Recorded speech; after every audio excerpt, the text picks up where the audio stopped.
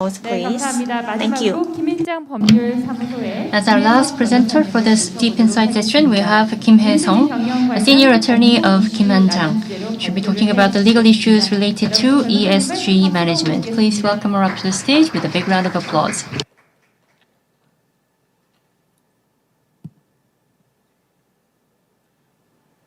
안녕하세요. Yes, good afternoon. As was introduced, I am Kim Hae-sung. 오늘 저는 ESG 관련돼서 이제 법적인 측면에서 Today, I'd like to present to you some legal aspects of ESG. 하면은 대부분은 이제 Most people, when they think about ESG, the belief is that it goes beyond legal compliance or above legal compliance. But for companies to manage ESG, legal compliance under the umbrella of ESG is really, really important. So I'd like to present to you the linkage between ESG and the law in largely three aspects.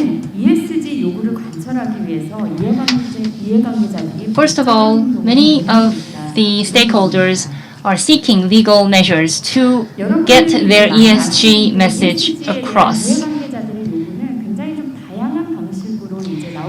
Those demands are coming out in very diverse aspects. One of the most desirable aspects or measures is that the companies do ESG management and they disclose that information in a readily accessible, easily understandable manner for the stakeholders. The stakeholders will read that, study that, engage in a conversation if there's any additional discussion that is needed. So this is a very desirable amicable ESG setting. But the stakeholders can sometimes demand the companies with more or a heightened sense of urgency. And when the companies do not fully respond to the stakeholders' demands, then legal actions, litigations can unfold.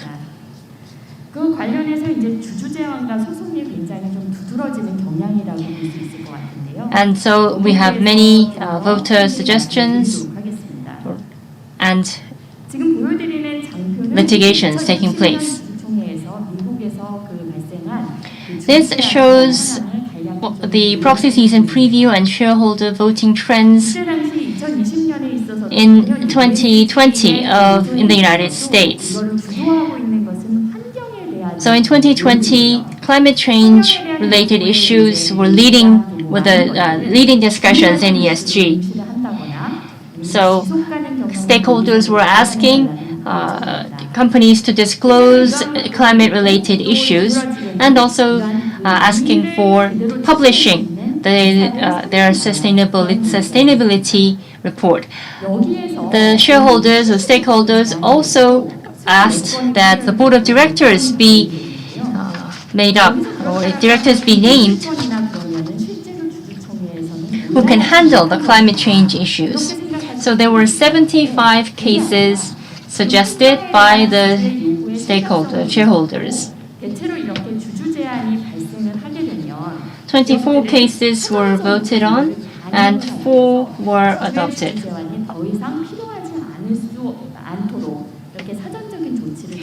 There are many cases where the company takes preemptive measures to embrace the shareholders' demands. So out of the 75 cases that have been suggested, many do not even need to be voted in the first place because of the previous engagement or conversations between the company and the shareholders. Also, we should take note that the shareholder suggestions regarding climate change, in many cases, come from climate activist backgrounds. And what is more important is that investors, hedge funds like BlackRock, are taking the side with these activist shareholders. So their voice is gaining more strength. Year 2020 was also a year where COVID-19 basically overruled every single discussion. In this connection, the shareholders were asking for more human capital, a better human capital management to the companies, how to treat their employees, welfare issues. So these became very, very important. Disclosures or activities related to gender representation, better HR issues, equality issues were raised.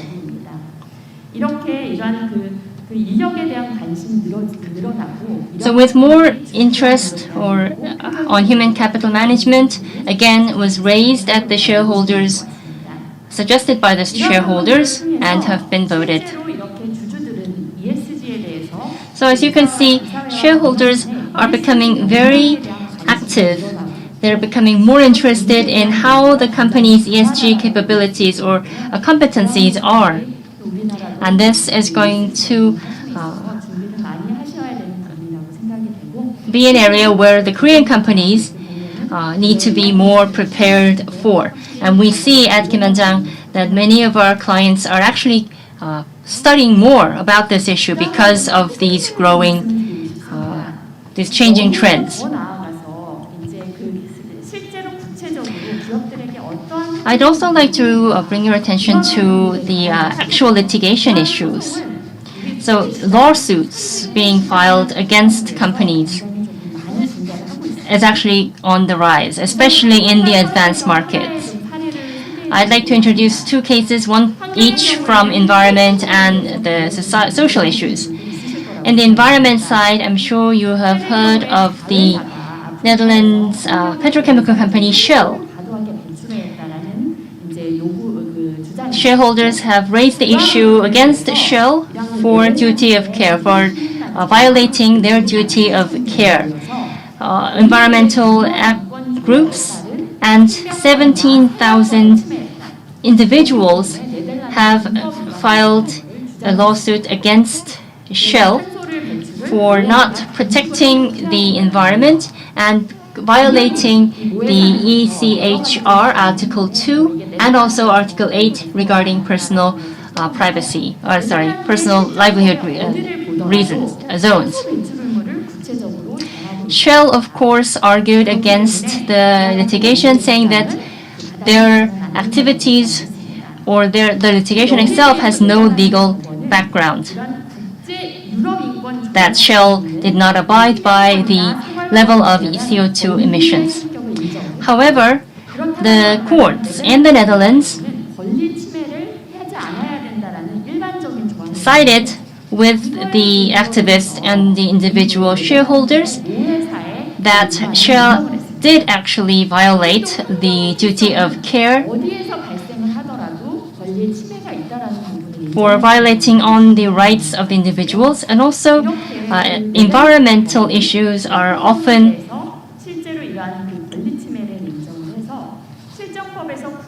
cited as having violated the rights of the individual users. So Shell was ordered to reduce its CO2 emissions by 45% compared to its 2019 levels by year 2030. So that was the court ruling in this case in the Netherlands. Another case is found in the social sector. This was in Canada. There was a worker who claimed that his rights were not protected by the mother company from Canada for not fully protecting the workers' rights in the African workplace. So again, this falls under the ESG social issues, where the litigation was filed against international customary law, and rather than individual civil law of specific states. The Canadian company, of course, again claimed that they did not violate any laws, that they are not to be held responsible against international customary law. The Canadian Supreme Court, however, said that the mother company actually did violate their duty of care under the Canadian common law. So again, they were penalized and were told to pay the plaintiff a huge amount of compensation.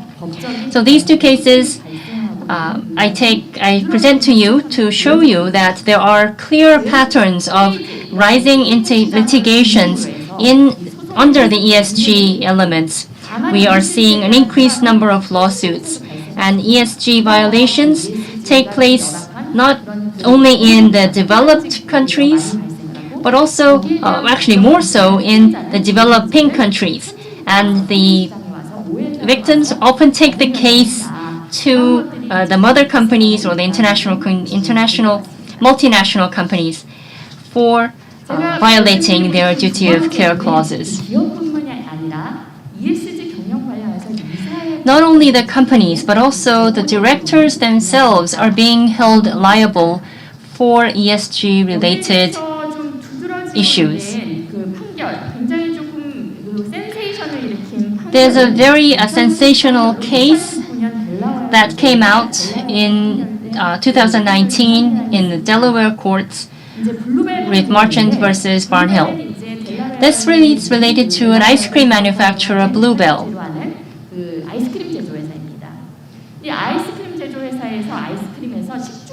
And the case was brought to the court because ice creams sold by Bluebell had listeria bacteria, which caused some of its consumers to be seriously ill or in some cases lose their lives. This resulted in a massive recall of the products. The plant had to be shut down and many of the workers had to be fired. So in this case, the directors were sued under the fact that they did not abide by their fiduciary laws or duties.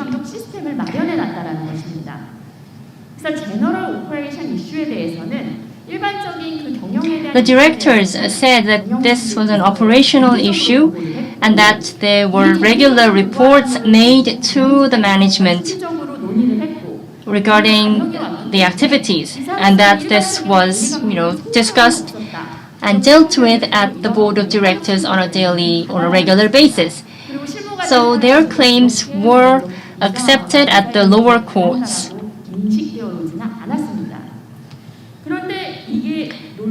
However, in 2019, the Supreme Court of the United States did not side with the directors' claims. The Supreme Court of the United States acknowledged that Bluebell and its board of directors at the board level did not have a system in place to directly monitor the food safety of the products that they produced and sold.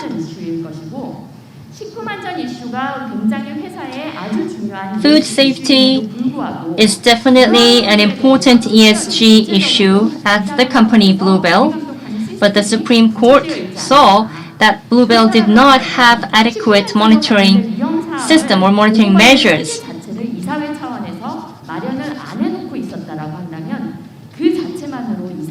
So if there was no separate reporting procedure for the board of directors at Bluebell to receive any issues related to food safety, then it does in fact constitute the violation of fiduciary duties of the board of directors at the board level. So as you can see, with the ESG demands growing on the part of the consumers and the shareholders, we must note that the board of directors are not free or safe from such litigations taking place, especially, again, related to the violation of their fiduciary duties. 네, 마지막으로 말씀드리고 싶은 The last point I would like to raise in this presentation is that many ESG-related laws and regulations are being enacted. So, on the broader scale, we see that ESG-related laws are really very broad in its scope, because we already have many individual separate laws and regulations regulating the environment, social issues, and the governance. We've recently passed some laws here in Korea as well related to the environmental protection, social issues, and governance. So we've already had that. Social issues also is an issue of hot interest. We've recently had the SAPA, the Serious Accident Penalization Act, that has been passed very recently. And we have various other measures such as the OSHA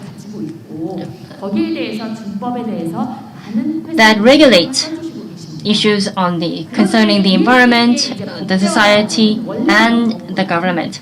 Now, when we say laws and regulations being enacted for ESG, we are referring to the fact that, for example, companies are doing ESG management.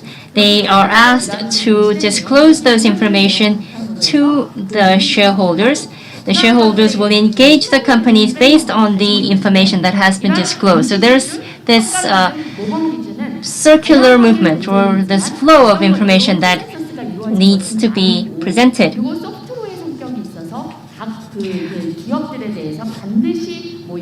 So far, these disclosure standards, evaluation standards, or best case standards like the UN's Human Rights Management Standards or the OECD's Responsible Management Guidelines were viewed as soft laws for the businesses to follow. Now, these soft laws are being complemented with more specific laws that state more transparent and more articulate, more specific disclosures in the area of ESG. And we can safely say that Europe is leading as a leader in this regard. In 2018, the European Commission Action Plan on Financing Sustainable Growth has been adopted, has been presented. So they have presented a specific plan for coming up with ESG-related laws and regulations for disclosure standards. And last year, July, EU taxonomy came into effect. This basically states or presents the standards for economic activities that are environmentally sustainable, and it mandates a disclosure of individual companies, large conglomerates, and the financial market participants to players to abide by the taxonomy standards.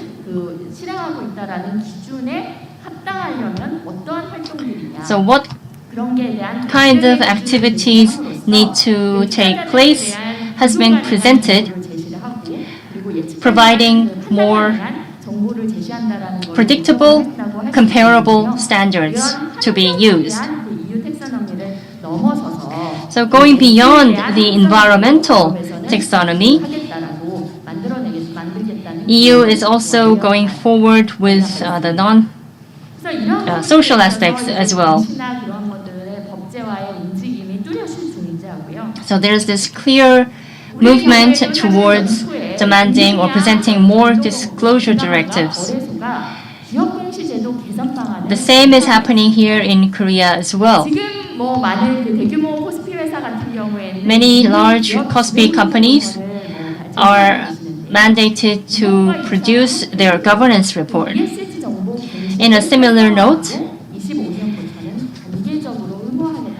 government is asking for an ESG report as well, and that is going to also become mandatory starting from 2025.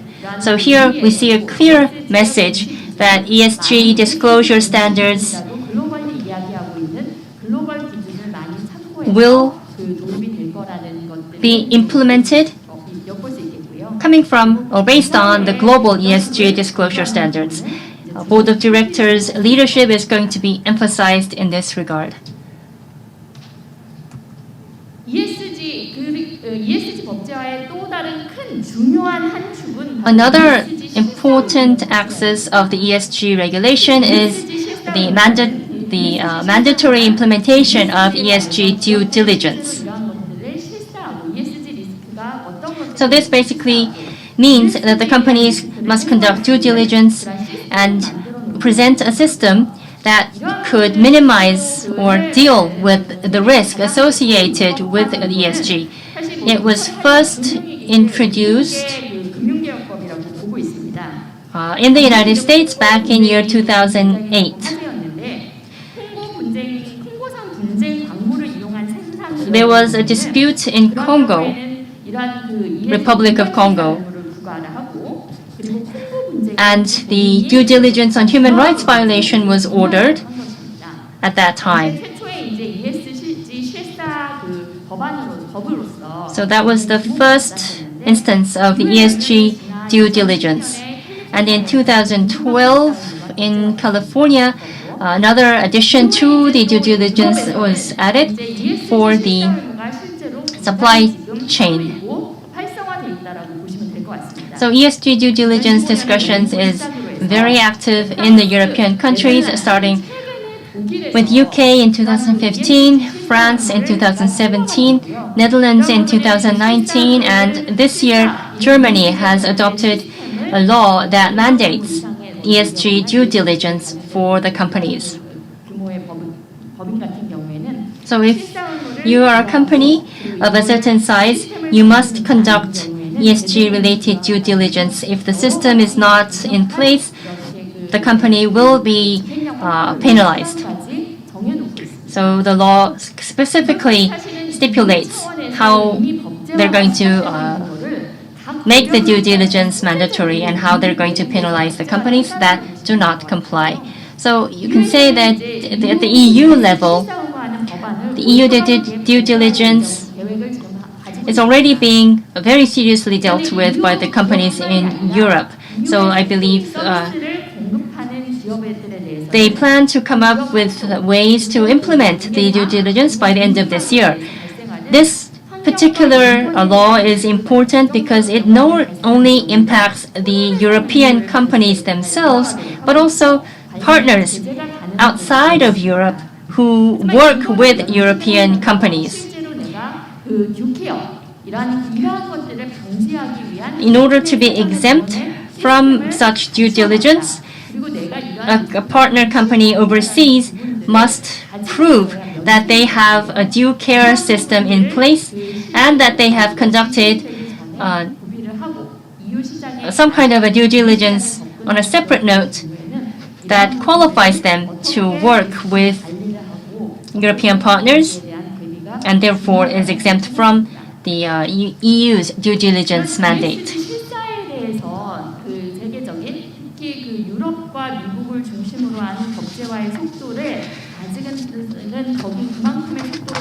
Whereas the Europeans and the global trend is moving really quickly, Korea is not as advanced. However, we are also working very swiftly to catch up with the global standards. The Ministry of Law, for example, is working on systematizing the human rights due diligence.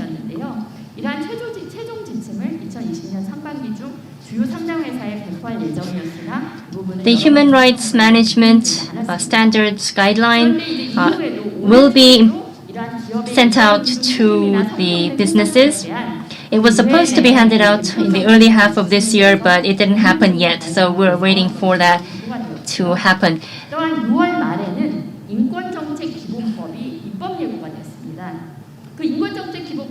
We also have the Human Rights Policy Basic Law in the pipelines to be discussed at the National Assembly. There are also measures being discussed for assisting the victims of human rights violations in the businesses. So it still has to pass the National Assembly, and there's a lot of much more discussions to take place. But basically, in the domestic side, we do have activities taking place in line with the global trends. So I've talked about the fact that the stakeholders are turning to legal measures to have their ESG-related demands accepted.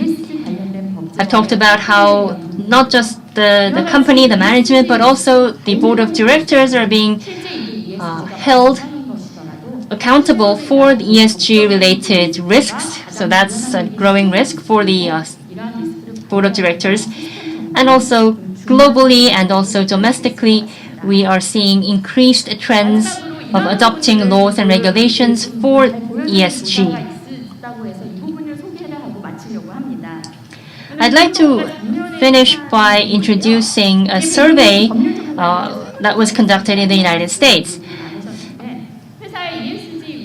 A law firm in the United States conducted a survey with 100 legal experts in their company, and they asked, which team, do you have a team or an ESG committee within the company?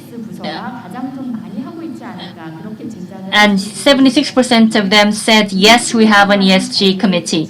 We asked, which team is working with the ESG committee the most within your company? And 86% of the respondents said their legal and compliance team is working with the ESG committee the most. So IR department shows 62%, finance showed 53%, procurement, for example, showed 57%, and marketing and communications got 76%. So again, ESG committee is working with legal and compliance team the most, indicating again ESG and legal issues is very tightly connected. So from this, I would like to emphasize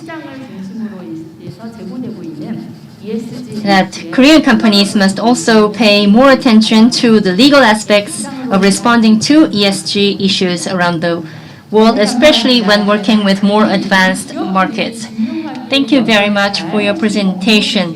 So you gave a very detailed presentation on the legal aspects that the Korean companies must be aware of. So you emphasized the legal issues on ESG. So I'd like to ask you, how does ESG management differ from legal compliance management?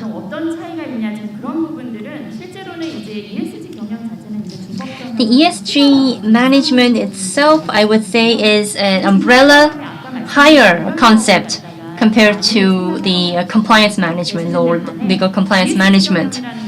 The ESG management is very comprehensive, and it is still very vague compared to a compliance management, which is already very known and is understood by many businesses.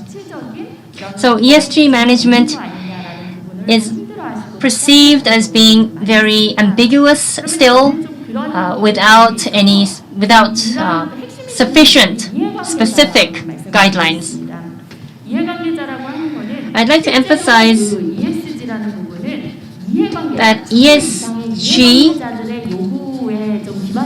is based on, many of the discussions on ESG is based on the discussions with stakeholders. So if you really listen to your stakeholders' voices, their concerns and demands, then you're one step closer to ESG management. Noting that those voices are quite varied, you must try to connect those voices and decipher what the legal connotations are for in conjunction with those voices.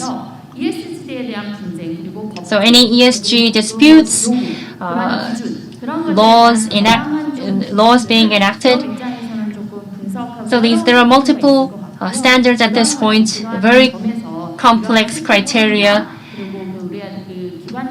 And I just have to say that the companies really need to do their homework in trying to decipher this code. Forums like this would obviously help. And ESG emphasizes having the due process in place. So stepping further, moving on from not just abiding by the individual laws and regulations, ESG needs to be viewed as a more broader concept that the companies need to be paying attention to. So thank you very much. Now we have been discussed the direction for the Korean companies and the following issues and the journey. Thank you, Mr. Wu from the Woo Tae-hee and Mr. Lee from Samil PwC and Ms. Kim Hae-sung from 김앤장. This is the end of the first session. Now we have the final session left. After a short break, we're gonna start the Beyond the ESG. Thank you.